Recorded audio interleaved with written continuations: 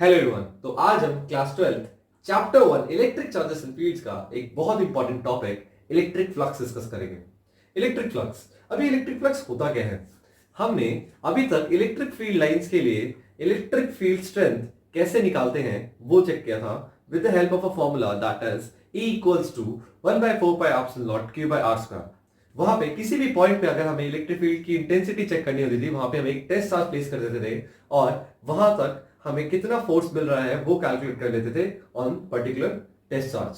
तो इस तरीके से हमें उस पॉइंट पे इलेक्ट्रिक फील्ड की इंटेंसिटी मिल जाती थी। यहां पे भी कुछ ऐसा ही है।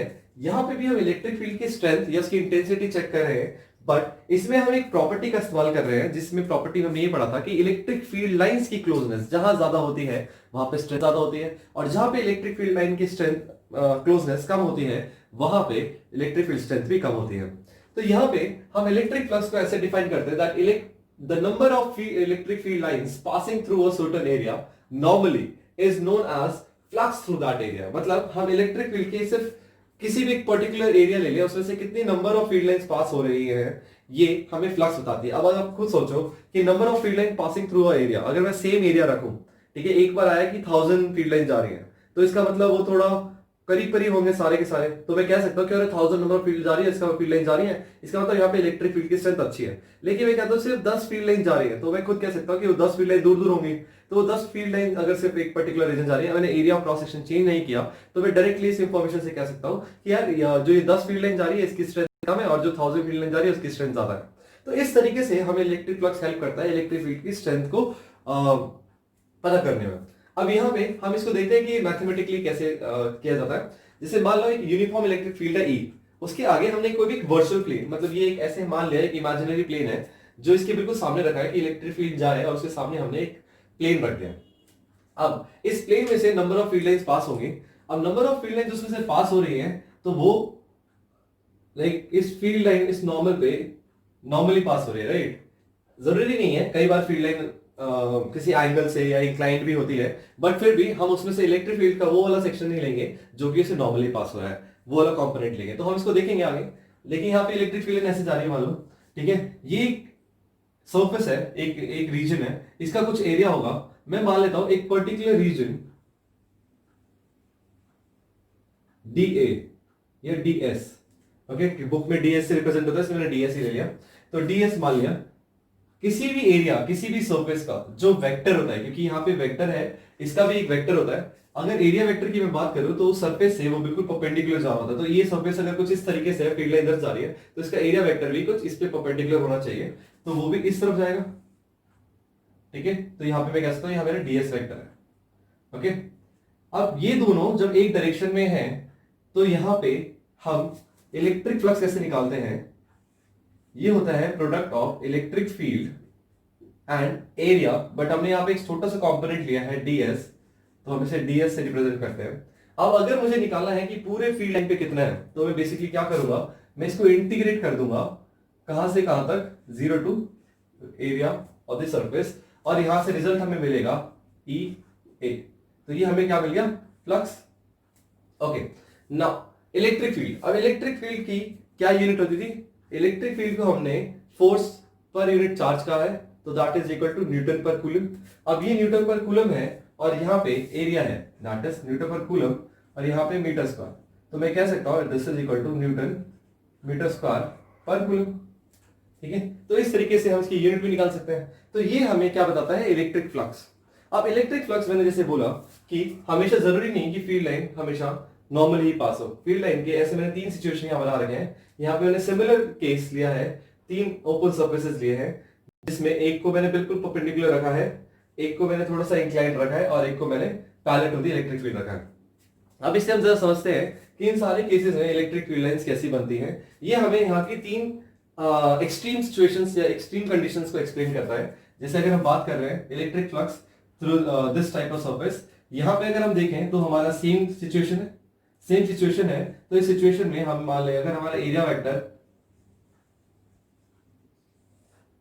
बिल्कुल नॉर्मल जा रहा है, तो हम यहां पे इलेक्ट्रिक फील्ड वाला component that is phi flux of electric field is equals to E dot DS integration 0 to a which is equal to EA। Okay, अब अगर हम बात करते हैं इस वाले सरफेस की, यहां पे आप देख रहे हो कुछ इंक्लाइंड सरफेस है। इंक्लाइंड सरफेस है, मैं कहता हूं कि यहां पे ये जो सरफेस है, इस सरफेस पे ये जो इलेक्ट्रिक फील्ड लाइंस है, इस इलेक्ट्रिक फील्ड लाइंस के साथ ये सरफेस एक डीएस कंपोनेंट जो है और ये इलेक्ट्रिक फील्ड है, ये क्या कर रहे हैं, थीटा एंगल फॉर्म कर रहे हैं फॉर एग्जांपल। ओके, लेकिन हम तो इलेक्ट्रिक फील्ड का सिर्फ वही कंपोनेंट लेते हैं जो कि नॉर्मली पास करता है। तो मैं कह सकता हूं कि इसमें ई वेक्टर के जो ई वेक्टर यहां जा रहा है, इसके दो कंपोनेंट अगर हम ब्रेक कर दें, एक कंपोनेंट जो थीटा के साथ फॉर्म करेगा that will be E cos theta, okay, और दूसरा component will be E sine theta. मगर इसे जिस कंपोनेंट हमारे लिए इंपॉर्टेंट है, ओके सॉरी, ये यहां से नहीं, this will be like along the surface, okay, E sin theta। अब यहां पे अगर हम थोड़ा ध्यान से देखें, हमारे लिए कौन सा कंपोनेंट इंपॉर्टेंट है, E cos theta, क्योंकि इसकी डेफिनेशन देखा सर्टेन एरिया नॉर्मली, तो electric field lines passing normally, तो हम सिर्फ वही देखेंगे जहां जो नॉर्मली पास हो रहा है। तो नॉर्मली कौन सा पास हो रहा है, फील्ड सरफेस से E cos theta का कंपोनेंट। तो हम इसे कुछ इस तरीके से डिफाइन कर सकते हैं,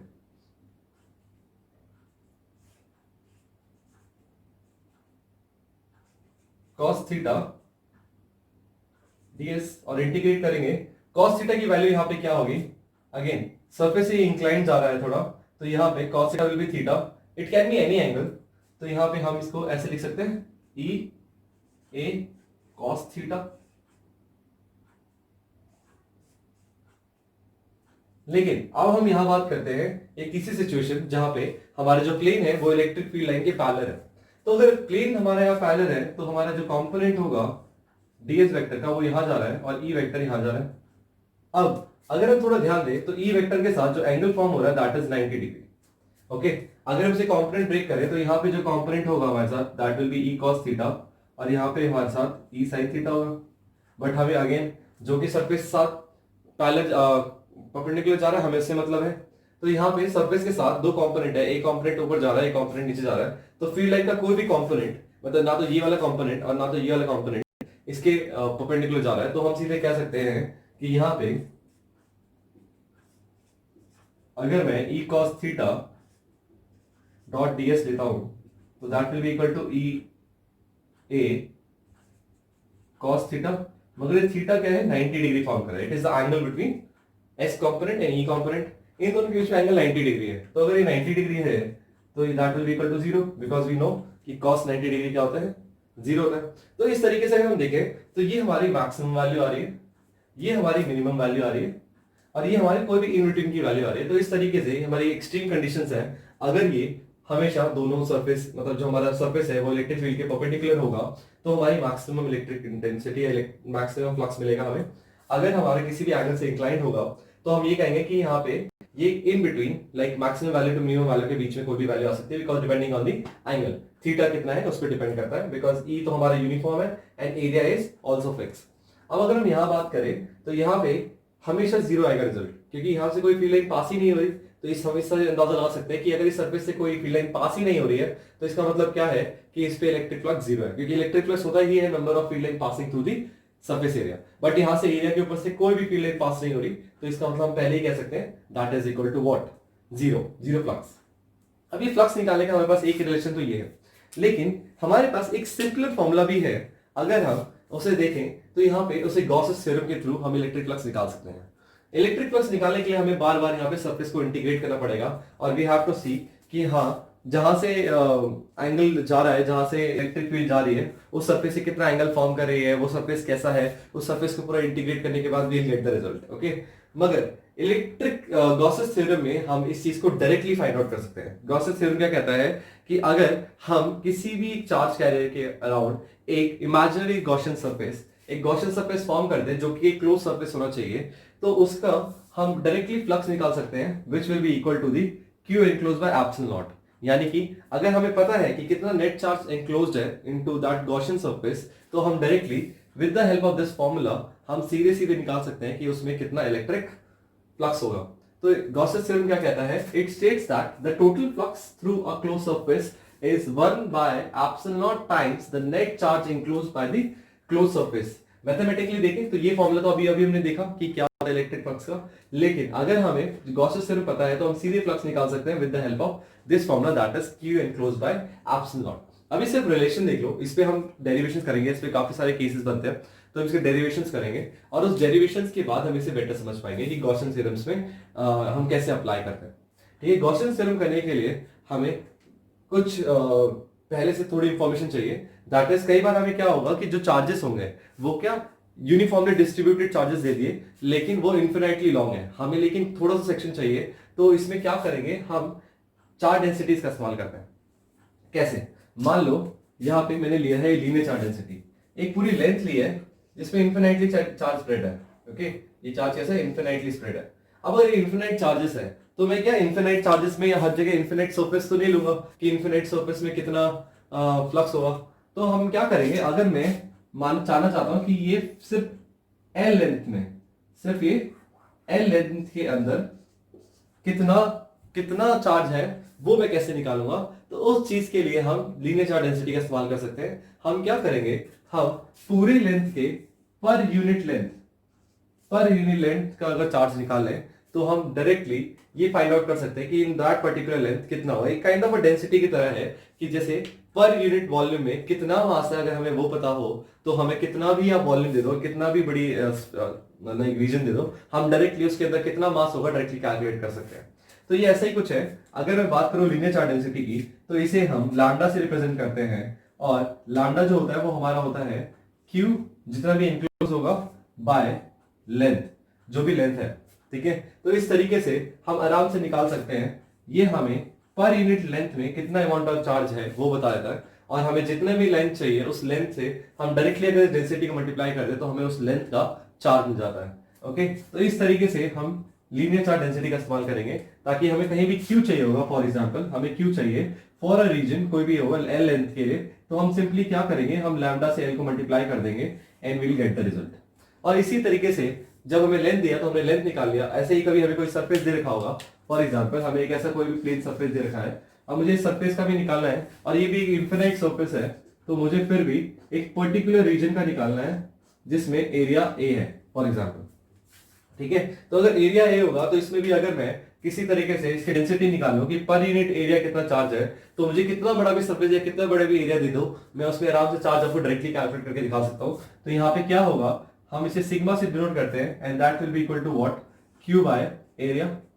ठीक है, Q बाय एरिया निकाल लिया तो हमने क्या निकाल लिया कि पर यूनिट एरिया में कितने चार्जेस प्रेजेंट है. अब अगर आपसे कोई पूछ ले कि भाई आपको एक पर्टिकुलर एरिया के लिए चार्ज निकालना है तो आप क्या करोगे, सिग्मा से A को मल्टीप्लाई कर दोगे और तुम्हें उस पर्टिकुलर एरिया के अंदर कितना चार्ज है वो डायरेक्टली मिल जाएगा. और इसी तरीके से हम वॉल्यूम के लिए भी करते हैं. वॉल्यूम में भी यूज रो बिल्कुल डेंसिटी के फॉर्मूले दे रहा है, मास पर वॉल्यूम. वहां पे मास कैलकुलेट करते थे, यहाँ पे हम चार्ज कैलकुलेट कर रहे हैं तो हम यहाँ पे क्या लिखेंगे, चार्ज पर यूनिट वॉल्यूम. ठीक है, और इसमें भी सेम, अगर हमें पर यूनिट वॉल्यूम का पता है कि कितना अमाउंट ऑफ चार्जेस प्रेजेंट है पर यूनिट वॉल्यूम में, तो हम डायरेक्टली ये निकाल सकते हैं कि अगर हमें एक वॉल्यूम दे दी जाए तो हम सीधे फाइंड आउट कर लेंगे कि उसके अंदर कितना अमाउंट ऑफ चार्ज प्रेजेंट है. तो इस तरीके से हम तीनों सरफेस तीनों तरीके से वॉल्यूम, जैसे यहाँ पे मैंने डायग्राम नहीं बनाया, मान लो कोई भी एक स्फीयर है तो एक स्फीयर के अंदर हमने पर यूनिट वॉल्यूम निकाला कि पर यूनिट वॉल्यूम के अंदर कितना चार्ज प्रेजेंट है. तो हमें स्फीयर कितना भी दे दो, कितना बड़ा भी दे दो, कितना ह्यूज होगा हमें फर्क नहीं पड़ता. अगर हमें वॉल्यूम पता है तो हम डायरेक्टली उस चार्ज डेंसिटी से उस वॉल्यूम को मल्टीप्लाई करेंगे और टोटल चार्ज कितना है उस वॉल्यूम में वो हम डायरेक्टली कैलकुलेट कर सकते हैं. तो इस तरीके से हम इस चीज का इस्तेमाल